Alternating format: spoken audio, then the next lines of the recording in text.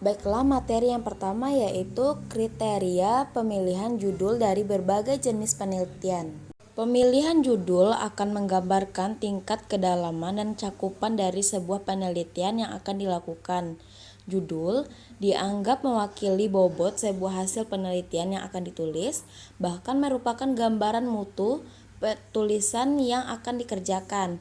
Secara umum, kriteria judul yang baik yaitu mengandung masalah yang tidak terlalu luas dan tidak terlalu sempit. Lebih baik kalau topik yang diajukan lebih spesifik, menarik, dan aktual secara akademis.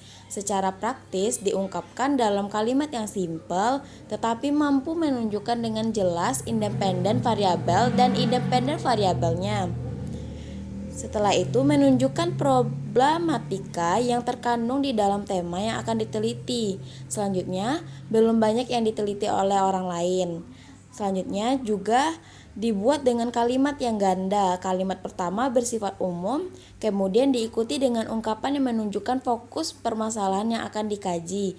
Dalam kaitan itu harus dihindari ungkapan kalimat yang mengesankan bersifat bombastis. Dalam merumuskan judul yang baik sempurna, maka diperlukan beberapa kriteria. Yang pertama yaitu judul harus singkat, jelas, dan berbobot. Dan merumuskan judul usahakan jumlah tidak lebih dari 25 suku kata. Selanjutnya, judul harus sesuai dengan topik penelitian. Dan juga judul tidak boleh bertentangan dengan aturan yang berlaku, dan judul tidak boleh yang pro kontra atau harus netral. Dan adapun penelitian eksperimen dengan judul pengukuran koefisien redaman magnetik pada magnet neodymium yang bergerak di dalam pipa aluminium dan kuningan dengan metode analisis menggunakan motion detection dan video. Pada penelitian eksperimen ini, judul skripsi ini apabila dianalisis maka dapat dilihat sifat dan jenis penelitiannya yaitu penelitian eksperimen.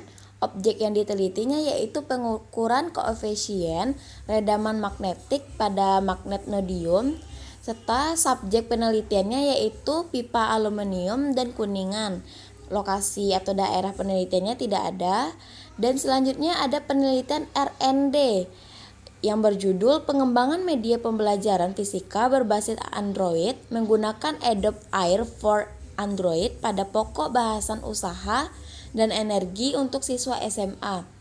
Pada sifat jenis penelitiannya ini adalah penelitian R&D. Objek yang ditelitinya yaitu pengaruh media pembelajaran fisika yang berbasis Android menggunakan Adobe Air for Android. Subjeknya yaitu usaha dan energi. Selanjutnya itu penelitian korelasi yang dengan judul korelasi antara kesehatan peserta didik selama pandemi COVID-19 terhadap motivasi belajar peserta didik kelas C MIPA SMA Akasa Adi Sucipto Yogyakarta tahun ajaran 2019. Dan ada juga upaya meningkat hasil belajar siswa dengan menggunakan model pembelajaran komparatif tipe student Teams Assessment Division pada mata pembelajaran fisika di Sekolah Menengah Atas Negeri 2 Tanjung Jabung Timur. Materi kedua yaitu pengertian masalah, kriteria masalah yang baik, sumber ide masalah, dan menentukan masalah. Yang pertama yaitu pengertian masalah adalah dalam arti luas, masalah sebenarnya adalah semua bentuk pertanyaan yang membutuhkan jawaban. Masalah merupakan titik tolak untuk melakukan penelitian. Tidak semua masalah dapat dijadikan objek untuk diteliti dan hal ini dapat diketahui dari karakteristik masalah itu sendiri. Karakteristik tersebut sebenarnya sebagian diturunkan dari kaidah ilmiah yang sudah kita bahas pada bagian pertama karya ilmiah. Selanjutnya, sumber ide masalah. Yang pertama yaitu masalah dapat diperoleh dari sumber-sumber bacaan, seminar, diskusi, dan lain-lainnya, pengamatan sepintas, pengalaman pribadi, perasaan intuitif, pertanyaan pemegang otoritas. Selanjutnya, sumber utama untuk memperoleh masalah penelitian dapat diperoleh melalui pengalaman praktik atau praktis. Dan selanjutnya ada juga Konsiderasi teoritis. Sumber teoritis itu adalah masalah penelitian yang bersumber dari teori atau literatur dapat ditemukan dari berbagai sumber bahan tertulis, seperti secondary source material dan primary source material. Sumber yang bersifat secondary source material dapat berupa buku, dan primary source material itu berupa jurnal atau abstrak. Dan ada juga sumber praktik, yaitu dapat menemukan masalah dari kajian empiris, terutama untuk penelitian terapan yang problem oriented. Dan hal ini memicu kepada pendapat Trewell, yang mana masalah penelitian yang bersumber dari pengalaman disebut sebagai masalah praktik, sedangkan masalah yang diturunkan dari teori adalah literatur disebut sebagai masalah teoris. Pada kriteria masalah yang baik, itu yang pertama adalah kriteria masalah harus diperhatikan dalam mempertimbangkan kelayakan masalah. Masalah penelitian harus merupakan sesuatu yang berguna untuk dipecahkan. Peneliti harus memiliki kemampuan yang memadai untuk memecahkan masalah yang diselidiki, dan pemecahan masalah penelitian secara menyeluruh dan tuntas sangat bergantung kepada kemampuan yang dimiliki oleh peneliti. Dan masalah harus menarik untuk dipecahkan. Masalah harus diselidiki sependapat mungkin akan menghasilkan sesuatu yang baru. Penelitian harus meyakinkan data yang dibutuhkan cukup relevan. Dan adapun menentukan masalah itu ada beberapa hal yang harus diperhatikan.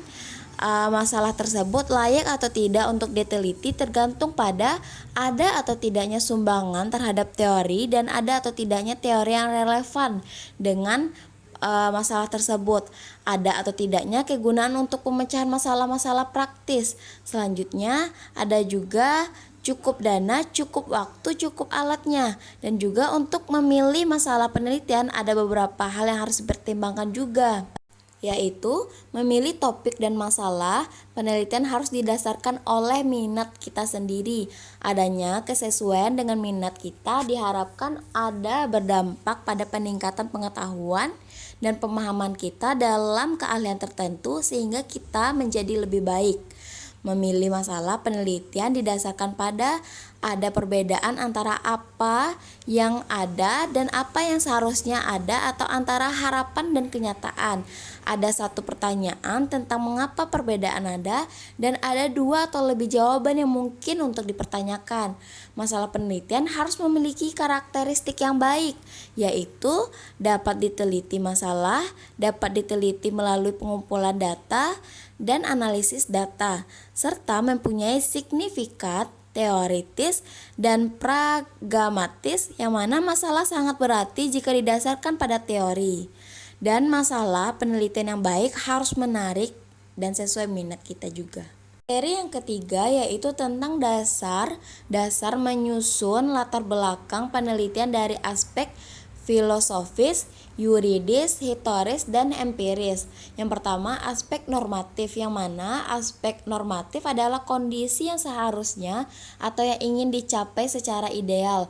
Pada aspek empiris itu adalah kondisi yang sebenarnya terjadi di lapangan dan menjadi sebuah pertanyaan karena berbeda dengan kondisi ideal. Yang mana dengan demikian pada aspek empiris akan tergambarkan gap atau ketimpangan antara normatif dan empiris, sehingga permasalahan yang diangkat dan dijadikan topik masalah penelitian tertera di bagian ini. Pada aspek teoritis atau yuridis adalah bagian yang mengemukakan sebuah metode yang dapat menyelesaikan permasalahan atau yang kita sebut dengan gap atau ketidaksesuaian atau normatif dan empiris. Aspek normatif ini sering dijadikan juga sebuah indikator dalam melakukan analisis data atau batasan penelitian yang dilakukan. Dan selanjutnya itu ada aspek filosofis, yang mana terkait dengan Undang-Undang NKRI tahun 1945 dan UUD yang terkait.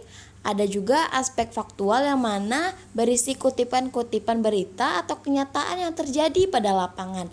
Dan ada juga aspek historis yang mana berisi tentang penjelasan mengenai sejarah yang berkaitan dengan fokus kajian penelitian. Materi yang keempat yaitu langkah-langkah mengidentifikasi masalah penelitian pendidikan. Kegunaannya yaitu mengidentifikasi masalah penelitian dilakukan untuk menentukan masalah yang mana yang perlu segera dicari penyelesaiannya, dan juga dapat dilakukan dengan cara mengelompokkan sekaligus memetakan masalah-masalah tersebut secara sistematis berdasarkan keahlian bidang penelitian. Dalam dunia pendidikan, masalah yang diidentifikasi dapat dikelompokkan menjadi 4, yaitu proses pembelajaran, siswa, guru, dan hasil. Meskipun proses identifikasi masalah sudah ditemukan, ada beberapa hal yang perlu dipertimbangkan juga sebagai fokus penelitian. Hal yang perlu dipertimbangkan yaitu minat, motivasi, dorongan peneliti, kemampuan peneliti, lokasi, sumber, data, waktu, pendekatan atau metode yang digunakan, buku sumber yang tersedia, etika, dan birokrasi. Yang mana bila kesemua hal tersebut telah terpenuhi, pada suatu fokus masalah dapat dijadikan sebagai masalah penelitian untuk dijadikan jawabannya. Dan ada masalah juga dapat diidentifikasi melalui pengamatan terhadap gejala-gejala berikut. Yang pertama, masalah kecil tetapi ada kecenderungan meningkat sesuai dengan berjalannya waktu. Masalah sebenarnya cenderung menurunkan tetapi masih belum sesuai dengan harapan. Masalah relatif tetap dan berfluktuasi dengan pola tertentu seiring berjalannya waktu, sehingga diperlukan suatu cara baru untuk menyelesaikannya. Pada masalah itu dapat diidentifikasi juga dari kenyataan-kenyataan berikut. Masalah itu sudah ada sejak lama, misalnya pada sistem pelayanan masyarakat di mana sistem tidak berjalan seperti yang diharapkan. Masalah itu timbul karena adanya tekanan dari luar atau dari dalam organisasi yang memaksanya terjadi perubahan dalam organisasi atau sistem yang berlaku. Diberlakukannya kebijakan baru atau undang-undang sehingga organisasi juga harus merubah dan menyesuaikan tujuan dan strateginya. Masalah dapat juga masalah pada pelayanan yang dijumpai pada tujuan yang tidak tercapai dari suatu implikasi atau implementasi kebijakan atau pelaksanaan operasional kegiatan yang kurang sesuai dengan rencana. Materi yang kelima yaitu tentang batasan masalah penelitian pendidikan, yang mana batasan masalah perlu disusun untuk menghindari kesalahan dalam memahami konteks penelitian. Pada batasan masalah ini, pada umumnya memuat definisi kata-kata yang bisa multitafsir, yang selanjutnya oleh peneliti dijadikan pada satu makna atau satu pengertian. Dan batasan masalah diliputi oleh objek penelitian, subjek penelitian, variabel, responden, tempat penelitian, dan waktunya. Batasan masalah ini juga merupakan konsep yang digunakan untuk mengkomunikasikan upaya-upaya penelitian untuk membatasi atau mempersempit ruang lingkup masalah yang telah diidentifikasikan dan masalah tersebut diyakinkan akan diteliti. Pada permasalahan yang dibatasi pada pengembangan, kelayakan, kepraktisan, serta keaktifan media pembelajaran yang berbasis Android menggunakan Adobe Air for Android untuk mata pembelajaran fisika. Selanjutnya, adapun fungsi dari batasan masalah ini adalah membantu mengidentifikasikan masalah yang akan dibahas, memfokuskan pada satu permasalahan, membatasi jangkauan proses yang akan dibahas, menghasilkan sebuah permasalahan yang terselesaikan. Hal-hal yang tentu harus diperhatikan dalam membuat batasan masalah yang baik adalah batasan masalah hendaknya sesuai dengan kemampuan peneliti. Batasan masalah yang ditetapkan hendaknya memiliki daya tarik tersendiri bagi peneliti dan yang akan menikmati hasil penelitian tersebut. Teliti dulu semua batasan masalah yang akan ditentukan, sesuaikan juga batasan masalah dengan data dan fakta yang diperoleh dari lapangan. Adapun tahapan membatasi masalah adalah sebagai berikut. Pertama, identifikasi dan klarifikasi masalah yang akan dikaji. Kedua, menegaskan permasalahan dengan cara membuat definisi operasional masalah. Dukung permasalahan dengan data sesuai lapangan secara rinci. Deskripsikan menggunakan kalimat efektif dan menarik untuk dipahami dengan cara mengemukakan bagian harapan ataupun juga teori, kemudian gambarkan kondisi real saat ini. Materi yang keenam yaitu tentang rumusan masalah penelitian dari berbagai jenis penelitian, masalah deskriptif, masalah asosiasi, masalah komparatif. Yang pertama yaitu permasalahan deskriptif, yang mana adalah suatu permasalahan yang berkenaan dengan pernyataan terhadap keberadaan variabel mandiri, baik hanya pada satu penelitian atau variabel atau lebih. Dan jadi dalam penelitian ini kita tidak membuat perbandingan variabel itu pada sampel yang lain dan mencari hubungan variabel itu dengan variabel lainnya. Dalam hal ini, peneliti hanya menjabarkan atau mendeskripsikan data hasil penelitian, bisa dengan bantuan tabel atau diagram ataupun grafik. Dan pada contoh rumusan masalah deskriptif ini seperti seberapa tinggi efektivitas menggunakan metode diskusi dalam pembelajaran. Dan adapun permasalahan kedua yaitu permasalahan komparatif, yang mana adalah suatu permasalahan penelitian yang bersifat membandingkan keberadaan satu variabel atau lebih pada dua atau lebih sampel yang berbeda atau pada waktu yang berbeda. Contohnya, rumusan masalahnya adalah adakah perbedaan motivasi belajar mahasiswa yang berasal dari kota, desa, dan gunung? Dan adapun permasalahan lainnya yaitu permasalahan asosiatif, yang mana adalah suatu permasalahan penelitian yang bersifat hubungan antara dua variabel atau lebih. Dan adapun contohnya seperti adakah hubungan antara jenis kelamin dengan kemampuan pemimpin, seperti itu.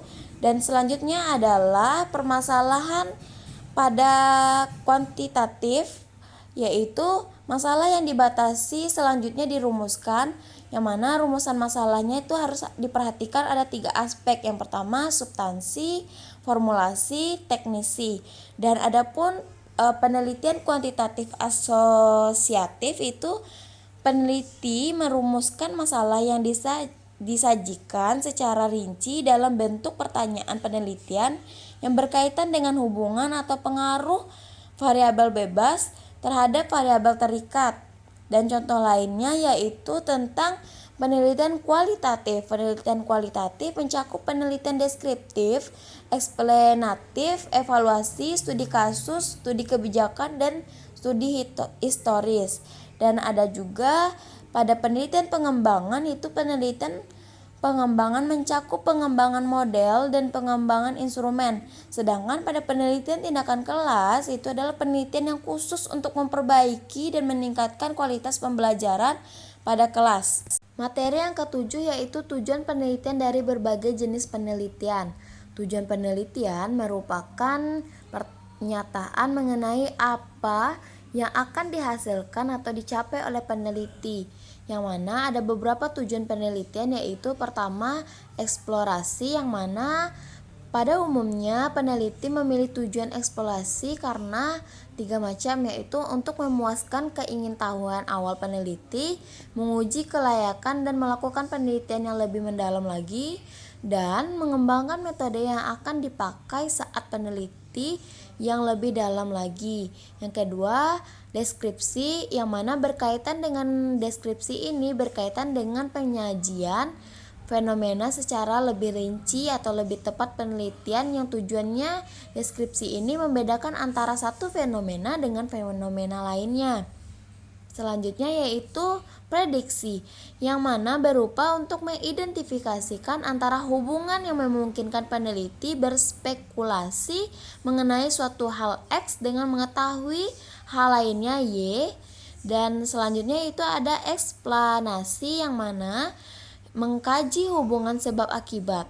Dan ada juga aksi, mampu meneruskan salah satu tujuan dengan cara menetapkan suatu atau persyaratan untuk menentukan solusi dengan melakukan suatu tindakan.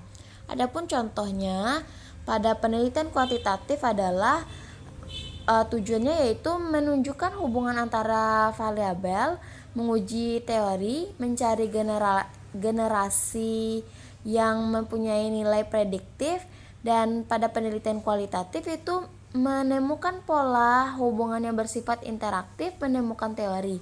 Dan pada penelitian tindakan kelas itu untuk meningkatkan kemantapan rasional dalam melaksanakan tugasnya, untuk memperdalam tindakan yang dilakukan karena memperbaiki proses PBM. Dan adapun pada contoh tujuan penelitian dari jenis R&D itu mengetahui hasil pengembangan dan media pembelajaran yang berbasis Android pada mata pelajaran fisika, untuk mengetahui tingkat kelayakannya, kepraktisannya, keefektivitasnya. Dan selanjutnya yaitu contoh pada skripsi jenis eksperimen, itu untuk mengetahui hasil belajar siswa untuk menerapkan metode eksperimen pada konsep tekanan, untuk mengetahui bagaimana respon siswa dengan menerapkan metode eksperimen. Selanjutnya adapun contoh tujuan korelasi adalah untuk mengetahui tingkat kesehatan peserta didik kelas 10 MIPA. Selanjutnya yaitu materi ke-8 yaitu kegunaan dan manfaat penelitian pendidikan. Manfaat penelitian pendidikan di lapangan menurut Bohr and Gauss itu tercermin dari dua bentuk kontribusi, yang mana kontribusi terhadap ilmu pendidikan itu sendiri, kontribusi dalam bentuk dampak dari ilmu pendidikan tersebut dalam praktik-praktik pendidikan. Adapun menurut Ali menyebutkan bahwa manfaat hasil penelitian pendidikan yaitu sebagai peta yang menggambarkan keadaan pendidikan dan melukiskan kemampuan sumber daya yang memungkinkan pengembangan serta hambatan yang dihadapi pada bidang pendidikan, sebagai sarana diagnosa dalam mencari sebab kegagalan serta masalah yang dihadapi dalam penyelenggaraan pendidikan, dan juga sebagai sarana untuk menyusun kebijakan dalam menyusun strategi pengembangan pendidikan, dan juga sebagai masukan yang memberikan gambaran tentang kemampuan dalam pembiayaan, peralatan, pembekalan, serta tenaga kerja yang baik secara kualitas dan kuantitas, yang sangat berperan penting dalam keberhasilan pendidikan. Selanjutnya adapun manfaat penelitian pendidikan lainnya itu memberikan masukan dan gambaran yang sebenarnya tentang ketersediaan sumber daya pendidikan. Materi yang ke-9 yaitu spesifikasi produk penelitian R&D, yang mana spesifikasi ini didefinisikan sebagai uraian yang terperinci mengenai persyaratan kinerja barang atau jasa yang diuraikan terperinci melalui persyaratan kualitas material. Selanjutnya, adapun pada uraian spesifikasi hendaknya memenuhi 5W1H, dan juga karakteristik dari total dari barang atau jenis yang dapat memenuhi kebutuhan dan keinginan penggunaan barang atau jasa yang dinyatakan secara tertulis. Dan adapun 3 hal yang harus dipahami yaitu memenuhi kebutuhan, maksudnya adalah ketika barang atau jasa penelitian atau memenuhi kriteria tertentu, maka kebutuhan minimum penggunaan barang atau jasa tersebut harus dipenuhi. Kedua, memenuhi keinginan.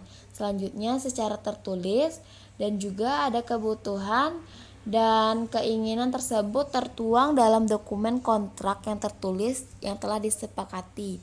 Adapun elemen spesifikasi produk itu adalah kualitas barang. Yang dimaksud dengan kualitas barang adalah tingkat mutu barang yang meliputi fungsi keandalan dan sebagainya. Selanjutnya kuantitas, yang mana waktu dan lokasi itu adalah dimaksud dengan kuantitas adalah jumlah barang yang dibutuhkan oleh pengguna. Selanjutnya manfaat dari spesifikasi produk itu adalah menguji barang dalam memenuhi kebutuhan dan keinginan pengguna. Selanjutnya terciptanya kompetensi dalam proses pemilihan penyediaan barang, dan juga penyediaan barang akan terdorong untuk memberikan solusi lain yang lebih inovatif lainnya. Dan adapun contoh spesifikasi produk Pada penelitian R&D yaitu pertama, produk yang diharapkan dalam penelitian pengembangan adalah media yang dikembangkan merupakan media pembelajaran berbasis Android yang dapat diakses oleh siapapun. Selanjutnya, di dalam media pembelajaran berbasis Android ini juga memuat isi, materi, contoh soal, dan lain-lainnya. Media pembelajaran yang dikembangkan dalam penelitian ini yaitu media yang terbentuk dari aplikasi penggunaan Android, serta pada isi media pembelajaran fisika disesuaikan juga dengan kebutuhan belajar siswa dan merujuk pada KD dan KI. Materi yang ke-10 yaitu asumsi dan keterbatasan penelitian R&D beserta contohnya. Pada asumsi ini adalah kenyataan penting yang dianggap benar tapi belum terbukti kebenarannya, yang mana ada istilah postulat dan prinsip dalam asumsi, yang mana postulat ini adalah pernyataan yang kebenarnya tidak perlu diuji sebab sudah diterima oleh umum. Contohnya, matahari terbenam di sebelah barat. Pada prinsip adalah pernyataan yang berlaku umum bagi gejala tertentu dan mampu menjelaskan kejadian setelah terjadi, misalnya hukum sebab akibat. Adapun pada keterbatasan yaitu keterbatasan penelitian tidak memaparkan keterbatasan waktu dan logika yang dihadapi peneliti saat melakukan penelitian. Adapun keterbatasannya yaitu kesulitan-kesulitan yang mungkin dihadapi oleh peneliti saat melakukan penelitian. Selanjutnya, keterbatasan penelitian memaparkan hal-hal atau variabel yang sebenarnya tercakup di dalam luasan lingkup penelitian. Adapun produk berupa pengembangan multimedia pembelajaran interaktif ini memiliki beberapa keterbatasan.